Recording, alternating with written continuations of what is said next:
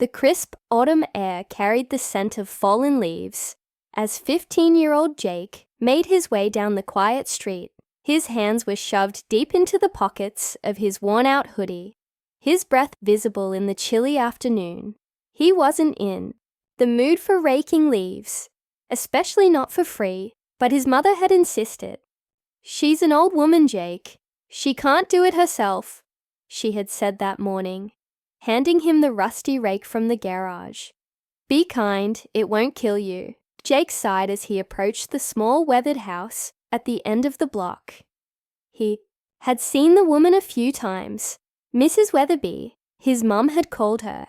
She was quiet, always peering out from behind her lace-curtained window, but they never really spoke. Most kids in the neighborhood thought she was just another lonely old lady, living in that creaky old house with its peeling paint and overgrown garden. Some even whispered about her being a witch, but Jake never paid attention to dumb rumors.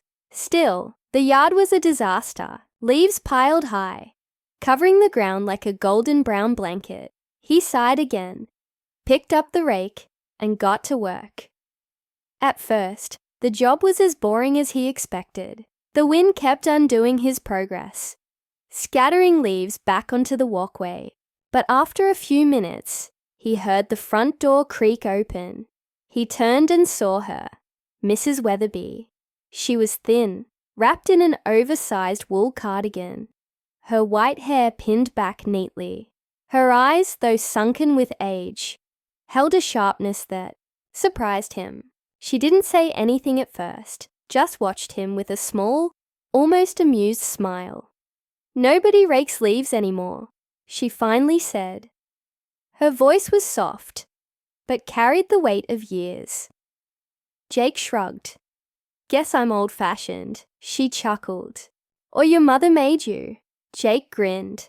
Busted. For the next hour as he worked, she sat on her porch, sipping tea from a delicate porcelain cup.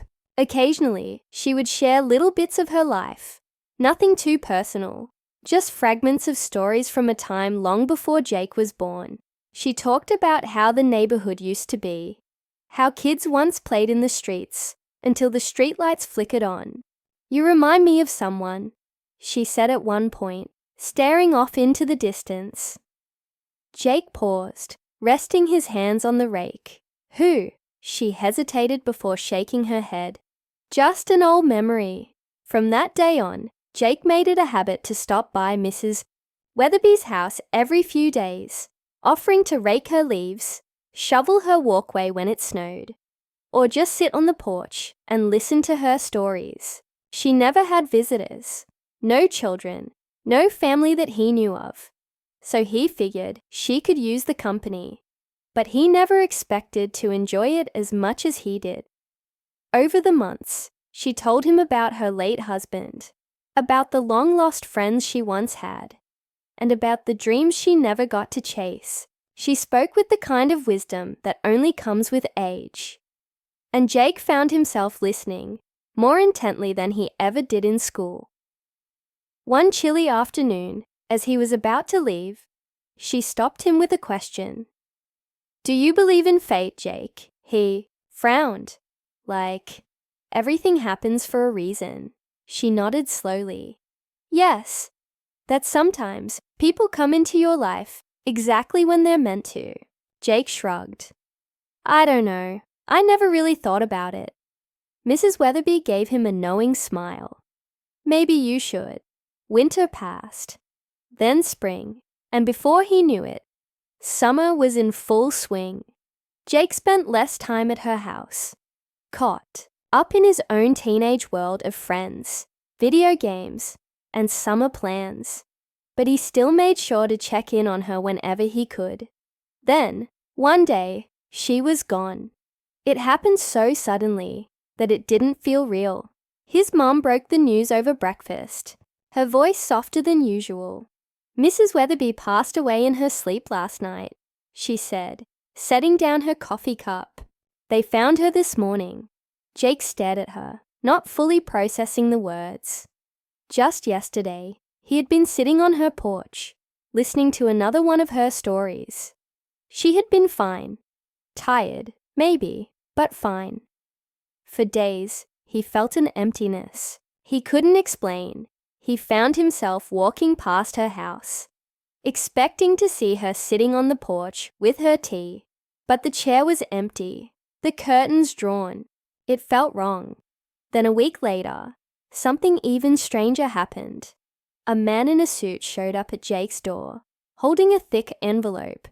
He introduced himself as a lawyer and handed it over without much explanation. "This was left for you," he said. "Mrs. Wetherby wanted you to have it." Jake took the envelope with shaking hands. When he opened it, he couldn't believe what he saw. It wasn't just a letter. It was a secret. A secret that would change everything he thought he knew about the quiet old woman with the kind eyes. And as he read the words she had left behind, he realized that Mrs. Wetherby had been more than just a lonely old lady. She had been a millionaire, and she had left something behind for him. But why? Jake's hands trembled as he pulled out the letter. From the envelope, the paper was thick, the kind that felt expensive. His heart pounded as he unfolded it, his eyes scanning the words written in neat, flowing handwriting. "Dear Jake, if you're reading this, it means I am gone. I hope you won't be too sad. I've lived a long life, and I have no regrets. But there is something I need you to know. Something I never told you." Jake swallowed hard, gripping the letter tighter. "I was never the person the neighborhood thought I was. I wasn't just an old woman in a creaky house. I had a life before this, one that most people wouldn't believe. And through all the years, I never had a family. Until you." His vision blurred for a moment. He blinked rapidly and kept reading. "You reminded me of someone very dear to me, someone I lost a long time ago. Maybe that's why I let you in, why I found so much comfort in your visits. I want you to have something that has been waiting for the right person. Go to my house. The key is in this envelope. Look under the floorboard in the study. There, you will find what I've left for you." The letter ended with her signature, small and delicate. Jake let out a shaky breath and reached into the envelope.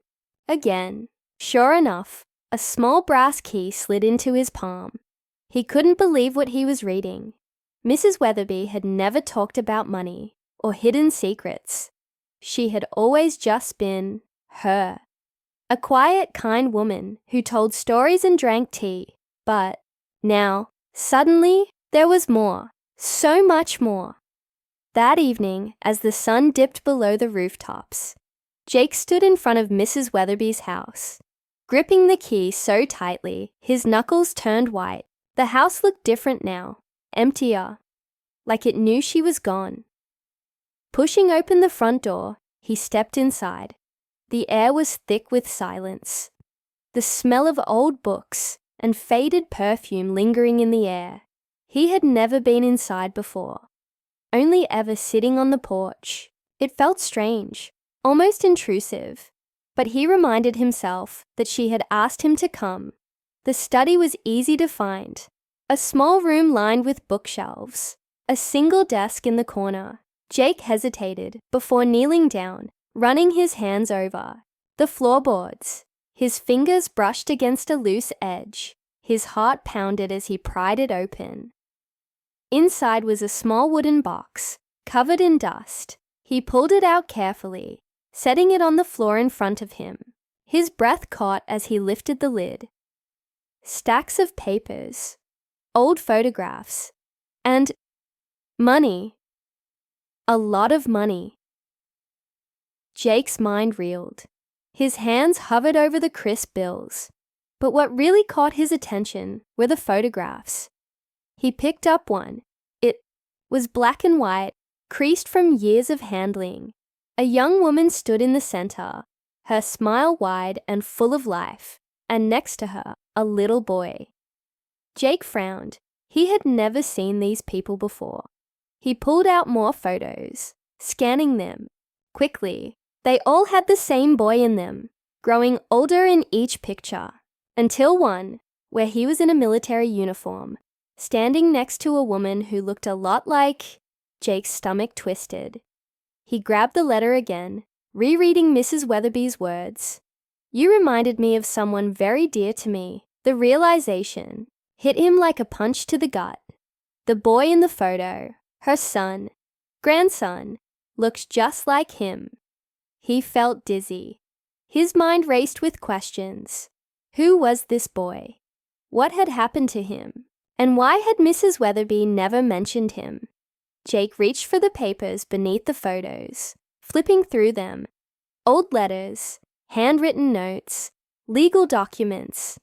And then, something that made his blood run cold. A birth certificate. His breath hitched as he saw the name, his own last name. Jake's pulse pounded in his ears.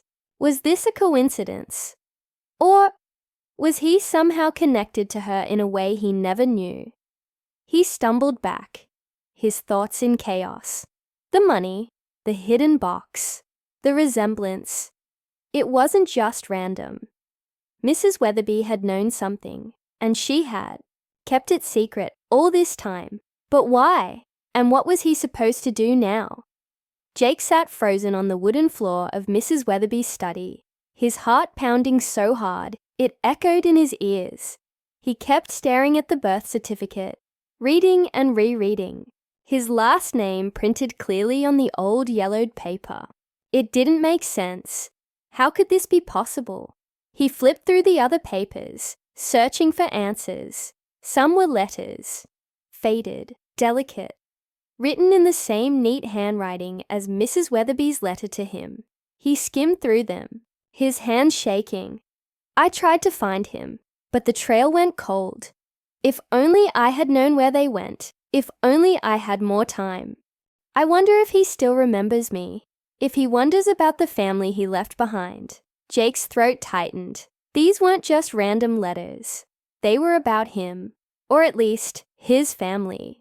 He grabbed the nearest photograph, the one with the young boy standing beside Mrs. Wetherby. His mind raced as he studied the boy's features again, comparing them to his own. The resemblance was impossible to ignore. Then it hit him, his grandfather.